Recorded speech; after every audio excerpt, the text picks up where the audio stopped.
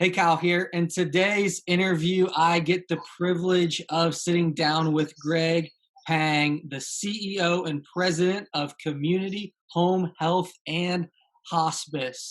Hey, So, everybody. Greg, why don't you go ahead and introduce yourself to everybody and help people get to know you a little bit?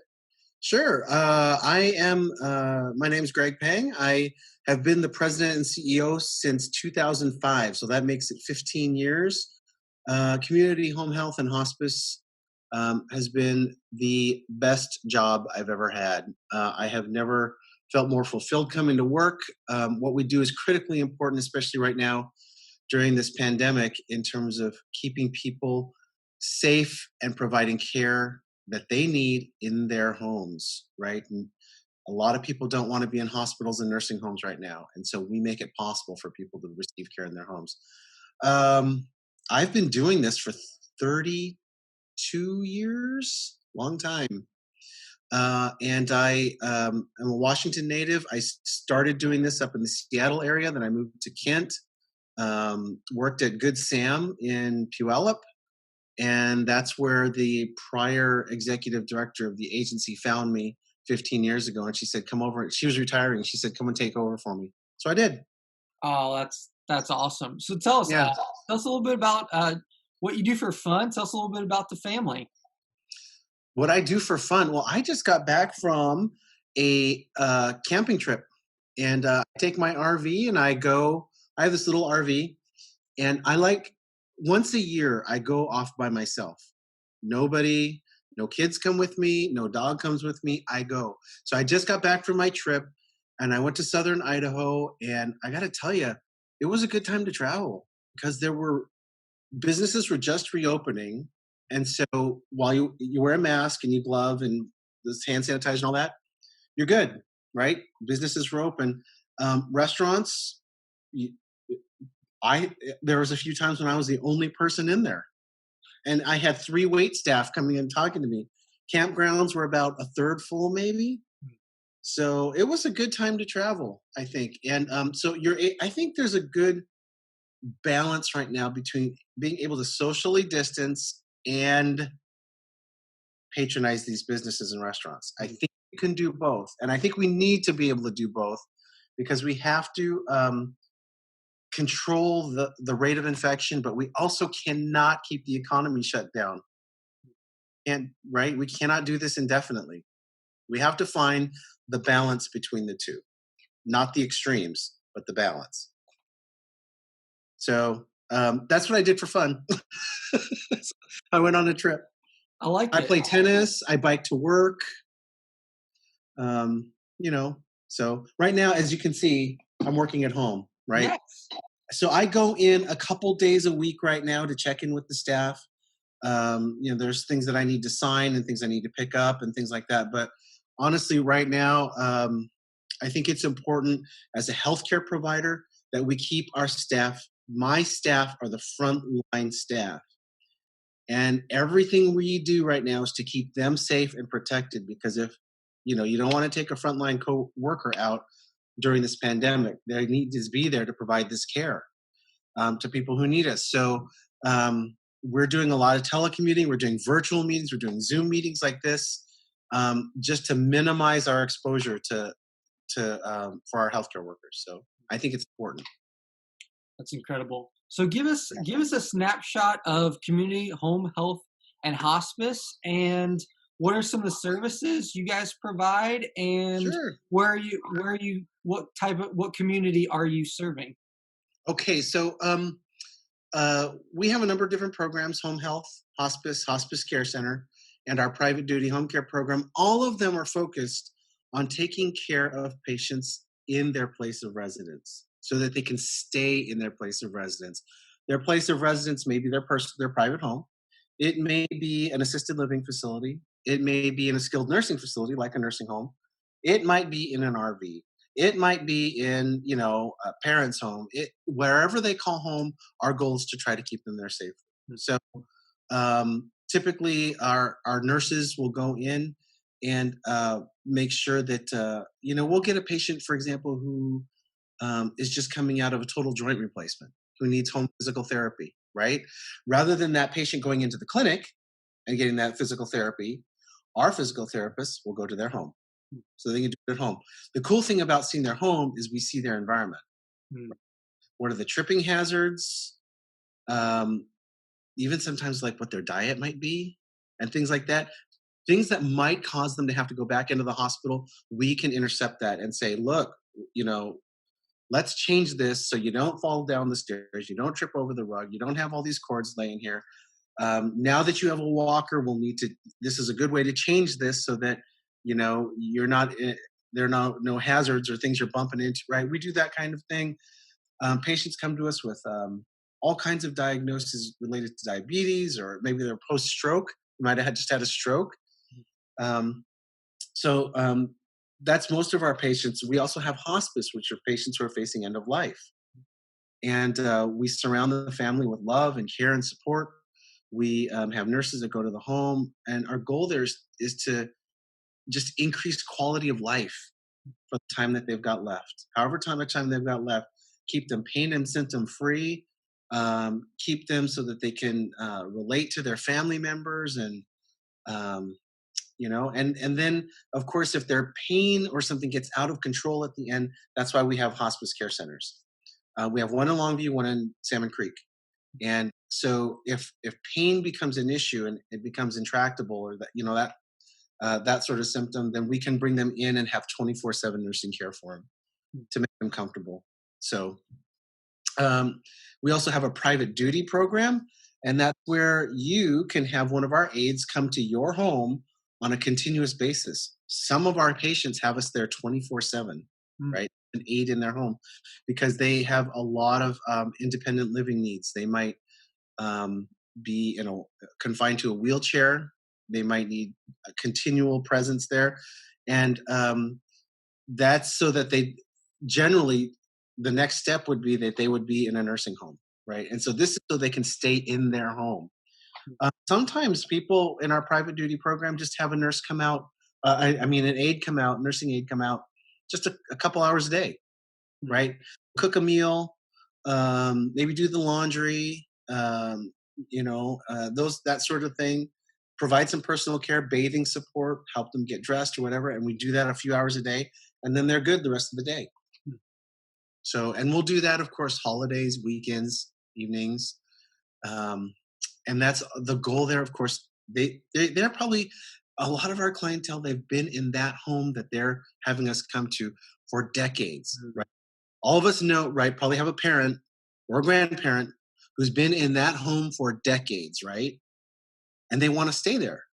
So they have us come out so that they can stay there and be independent. So that's what we do. We are freestanding, which means that, and not for profit. So freestanding, which means we're not affiliated with a larger organization like Peace Health. We're not owned by anybody. Peace Health or Legacy, right? They're all separate organizations. And because we're a nonprofit, we're not owned. That means we're a community resource. And we have a board of directors. That's a volunteer board of directors. Those are my boss. There's 14, 15 of them, 14 members who are there. That's right? I'm their employee. And their job is to make sure the mission of our organization to the community is fulfilled. Now, So, what areas do you guys service? yeah, we service all of Clark County, all of Cowlitz County, all of Wahkiakum County, and Columbia County, Oregon. So 4 counties. Right now, we have about 600 patients on service. Okay. Yeah. Okay. So, how has COVID-19 affected you guys as a business? Talk us through what you guys have been working through and processing. How long do you have? Okay, so I'll try to be concise. Um, COVID has been, wow. You always say you create a strategic plan, and then, you try to follow that strategic plan. COVID is one of those things where you just take the strategic plan and go out the window. It's totally changed how we do things. I think First of all, um, our all of our infection control, how PPE, how important that is. That has been, the kind of trainings that we've had to go through, the kinds of facility changes we've had to go through, staffing training. I mean, there's just been a lot of all that. I think also, um, with regards to testing, that's a whole new world for us. Um, Operating in a time when both of those are so critically important, PPE testing, and there is just a dramatic shortage of both. Mm. It's really made me look at our healthcare system and go, you know, this is we shouldn't be having to do this. Um, Agencies bidding against other agencies Mm. for to obtain masks. States bidding against other states to try to get ventilators. Nationwide shortages of testing kits. And it's like, um, there's no single coordinated approach. Everybody's just kind of trying to scrape it together from day to day and do the best we can, and that's kind of been life since January. So, as an organization, we saw um, our caseloads, that's how many patients we have on service, drop about 25% over the past 2 months. And that's because the state said no elective procedures. So, elective procedures being like joint replacements, back surgeries, right? People were all, right? The kinds of things for which we would see patients after they were in the hospital. They might have had a procedure, um, some surgery, and then we would see them after that, so that they can go home. Since we're not doing elective procedures, right? Obviously, the that that caseload went away. It's starting to come back now. Elective procedures were permitted again, I think about 4 weeks ago. So we're starting to see our census climb back up again, and how many patients we're taking care of at any given time. So, fortunately, during that period, we did not lay off a single staff person. We were able to survive that, and now we're getting people back to work and back to full and busy again. So, that's been good. I it's we've had to rewrite the book, in our agency, on infection control and how we monitor infections, how we track them, what's the follow up, how do we train, where are we getting equipment from. There's 10 different types of masks. Training staff on, you use this mask in this situation, but not this situation. But the exception is this situation, right? And it's kind of maddening. So, Give us an example real quick. What give for your average okay, person who has no clue about masks. here's Yeah. my mask. This is a cloth mask, right? Okay. Not every mask is the same. My cloth mask is great for preventing, right? Keeping droplets here. So when I'm speaking, coughing, sneezing, it keeps the droplets from spreading all out, right? That's what this mask is good for.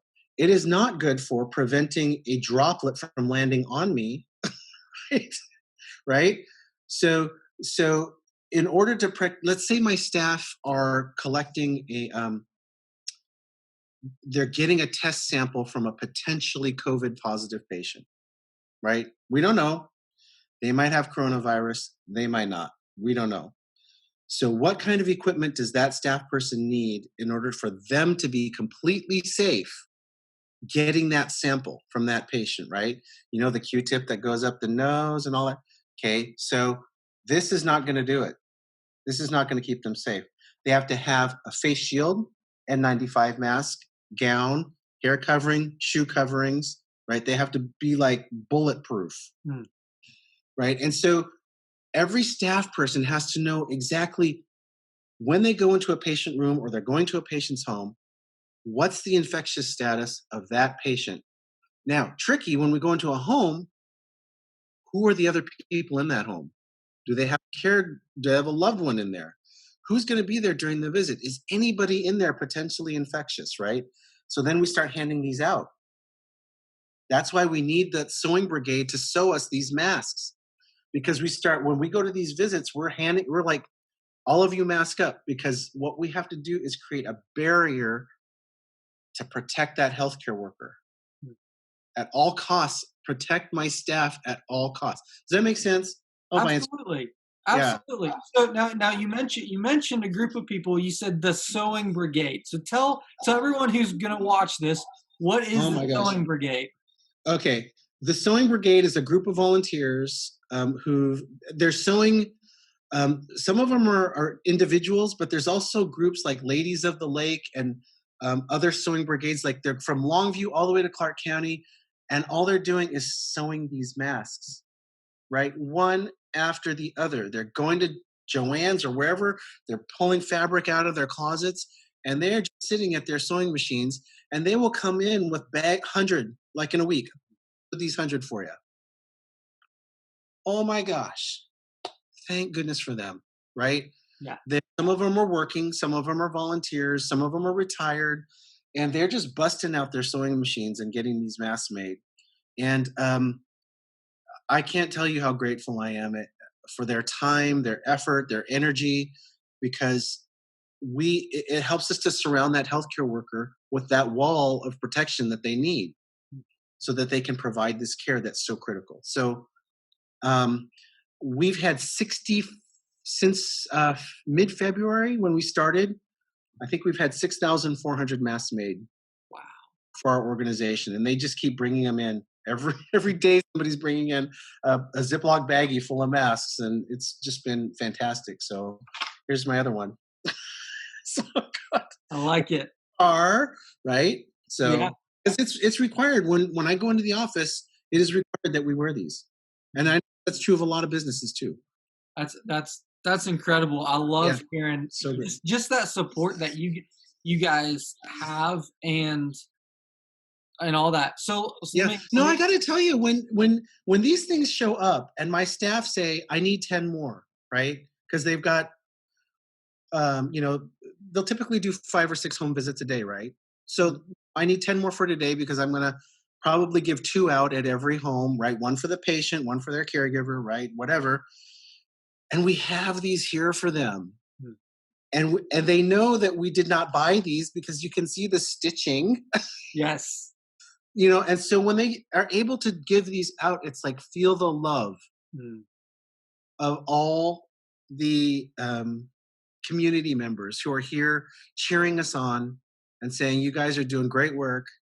And here's how they're showing it is they're bringing these in for us. And you just go, we could not do this if it was not for the entire community. Honestly, we could. You've shared a lot of just different changes that you've gone through in terms of as an organization. So right now, just personally, what are you learning in this season? Oh my gosh. Okay, so this is a lesson that I've learned multiple times in my life, and I'm just reminded. And here's what I'm reminded of. There are way more things out of your control than are in life. When you talk about a pandemic, when you talk about the economy, when you talk about terminal illness, aging, right? These are things that we do not control, but have as we've seen, huge impact on our life. And so one of the things I'm learning is to accept, right? Open-handed like this, just accept. Yep. This, I can't change a pandemic. I cannot control this virus. I can't control whether X person across the street wears a mask when they go to the store. I can't control, right? There's so many things I cannot control. I can only control what's right here. Yeah. Right? And how I respond to it. And so that's my big reminder is, Yeah. Open-handed acceptance. This is the reality. Let's operate within it. That's good. That's so good. We're all in that same boat of trying to navigate what we can control and what we can't. What's a message that you find yourself sharing with your team and with your employees during this season? Is it that same message of you can control what you can control and you can't control what you can't control, or is it something different? What type of message are you sharing with your employees and with your team? I would say that the message I'm sharing is, well, I guess we have a plan for today. Right? To, the plan for today is not going to be the plan for tomorrow.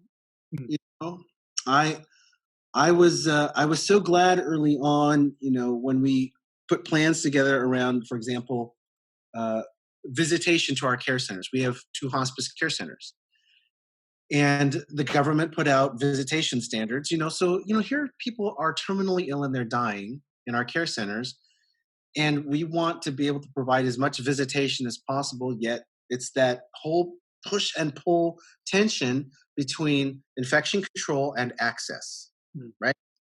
We are living in this tension that's pushing and pulling this way, Yeah. and we're trying to figure out what's the right balance between the two. So we created plans and put signs up and put right, and the next day the government says, no, actually, here's what we meant by that. Everything had to come down, all the signs, all everything on our website, all the announcements, everything and then we had to redo it, right? And then I think that version lasted maybe 7 days. And then we had to take that all down, right? And it's just going well. That's why, at our meetings when we're trying to plan this whole right, let's do this for today. And then tomorrow we'll see what happens. So where can people find you? How can people get a hold of you? And so give them some contact information, Sure. some online stuff where you can. Oh yeah. Here's our website, chh.org. That sounds good. So that's our website. You can get a hold of me there. There's an info, right? info@chhh.org. Just click on that, submit a question. You can find out more. Somebody will get right back with you because we've got somebody monitoring that info 7 days a week, right? So that's the best way to get a hold of us and to find out what's going on. Anybody who wants to join the sewing brigade, yeah, we even have a video that shows you how to make a mask on our website. Yeah. So if you want to donate to our COVID-19 fund, so far since January, we've had $58,000 of donations. And that goes pretty much for PPE, right? Right, the gowns, the masks, the face shields. We've spent about 40,000 so far of the 58,000. Now, as we're seeing these numbers, right, and we know we're going to have continued coronavirus cases, it's the mask making, the fund, the COVID fund for PPE, right? Those are all going to be continuing needs. What would you like the community to know? Any last words as we Yeah, wind down this interview? the last word that I'll give on this interview is the word that I say a lot of the time to the community, and that is just a huge, gigantic thank you. If it wasn't for our community, with these masks being sewn, with the donations to our COVID fund, right? They have helped to build the wall that's been keeping my staff safe. And when my staff pick up these, I mean, it's just the morale that it does for us as healthcare workers, right? Feeling like we're being carried on other people's shoulders as we do this work. So that's the thing I say the most is just a huge thank you, everybody, for supporting us. You know, I drive down the street right over here, free coffee, and then you go over there and it's discount working on your car, right? They'll repair it at discount, right? And you just go, man, people are awesome. I know we see a lot of negative news and we've seen a lot of really hard stuff in the news lately, but I'm trying to hold on to that fact that people have been just absolutely awesome. Well, Greg, thank you for joining me Yeah, on today's interview. It was great sitting down with you and my learning about pleasure. community, home health, and hospice. It has been my pleasure. Thanks, Kyle, for having me. That was really what you're doing as well, just getting the word out and um, interviewing people who are front lines like us and just telling people what's going on in the community, I think is a huge service as well because, knowledge is power. And, I think, again, I hope people understand that there's awesome things going on and there's really good news out here and there's really caring, loving, giving people in our community. And I just can't say thank you enough. Well, thank you. And we want to always encourage our watchers to support local, support Van Wah. And just to echo Greg, there is good news.